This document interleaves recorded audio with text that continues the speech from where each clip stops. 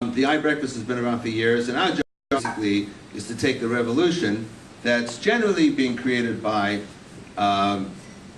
kids out of college, the Mark Zuckerbergs of the world, and making them palatable and understandable and monetizable for folks like ourselves. So that's, I have a Droid right here, and I use it all the time. It gets more and more useful. But this started out as a horseless carriage. It started out as a critter that worked with my other critters. And one day you realize it's not a horseless carriage anymore, it's an automobile. It's a whole new kind of vehicle, and that's essentially what's taking place. Voice recognition used to be a huge, huge deal. It works incredibly well here. Aspect, for example, will be a huge transformation because people want to text and drive. The purpose of this breakfast is to try to understand from 4 different directions what it really means. Tactically around what what's working in mobile for our advertisers. I'm going to talk briefly about how growth is accelerating, openness, the browser as the killer app, and location-based services. More and more folks are walking around with these incredible supercomputers in their pocket, and that's really by the end of 2011, there will market penetration of smartphones will have outpaced that of the old Motorola Razr type WAC or feature phones. By the end of 2013, according to some analyst reports, more people globally will be accessing the internet via a mobile device than they will through their desktop computer. So doing the same things that they're doing on their desktop computers. They're browsing, they're watching video, they're social networking, etc., etc. How people are searching on their mobile devices. So I wanted to people are searching using on average 3 words in a search query, and the complexity of their searches is just as extensive as on the desktop. 1 out of every 4 searches on an Android device in the United States is a voice search. People are using their mobile phones to do the exact same type of searching that they are on their desktop computers. And 200,000 Android activations a day. Debate a lot at Google is this issue of sort of the browser being the killer app. And we've seen a lot of marketers be very successful by advertising in applications. Google just bought a company called AdMob, and we did that because they have an amazing, awesome mobile ad network. But we also kind of have our eye on the browser because so after texting, it's browsing, and the iTunes Store, the Android market are so popular is because they can really take advantage of the full capabilities of the mobile phone. The camera, the accelerometer, the advent of HTML5, we think that we're going to see a lot more web apps because HTML5 can actually, like the native apps of today, take advantage of the unique capabilities of the phone. Soon we're going to be launching a new version of m.youtube.com, our mobile YouTube site, and it's HTML5.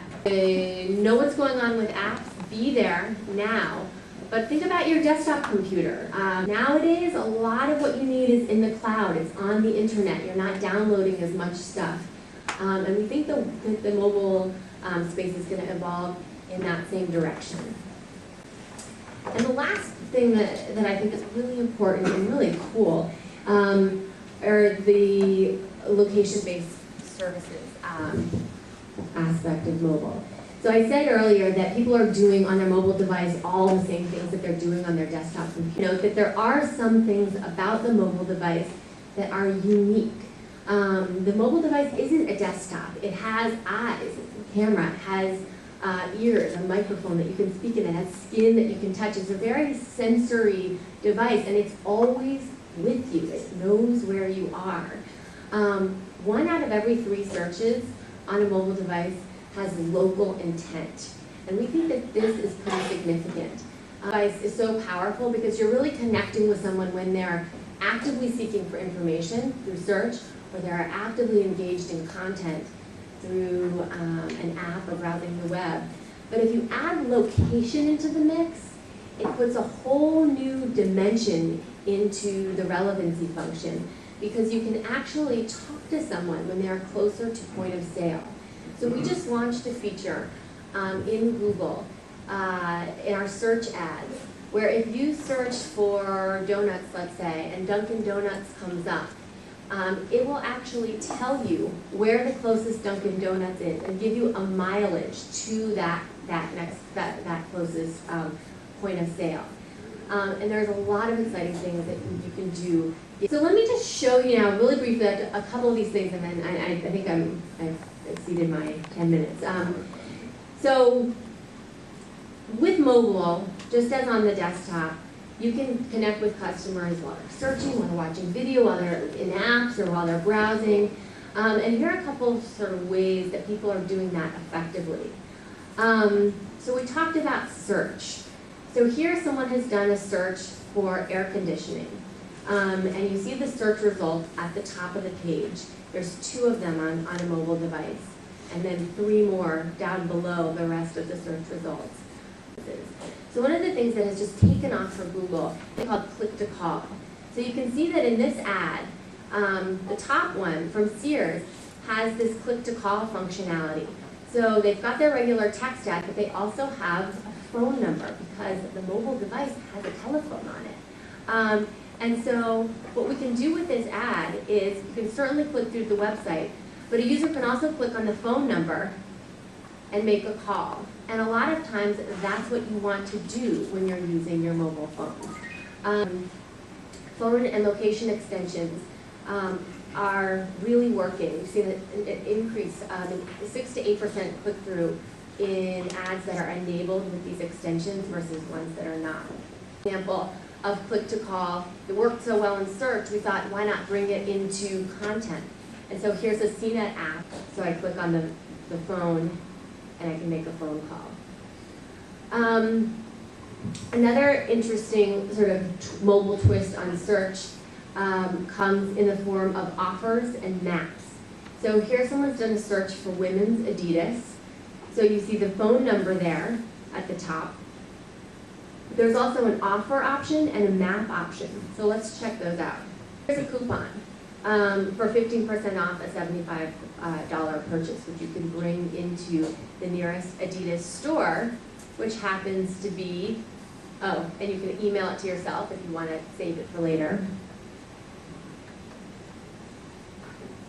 The nearest Adidas store happens to be right there. So you can open up an expandable map, and within this map you can click on directions, you can zoom in and find out where you can actually get those running shorts that you've been looking for.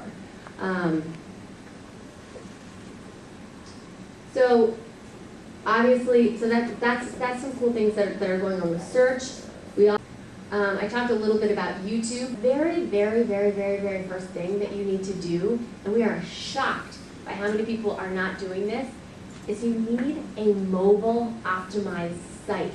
You don't want to spend any money on mobile advertising if you're going to take your user to a bad experience on your site. Maybe they're going to call you, maybe they're just, we have a tool at Google that enables you to make one for free in about 15 minutes.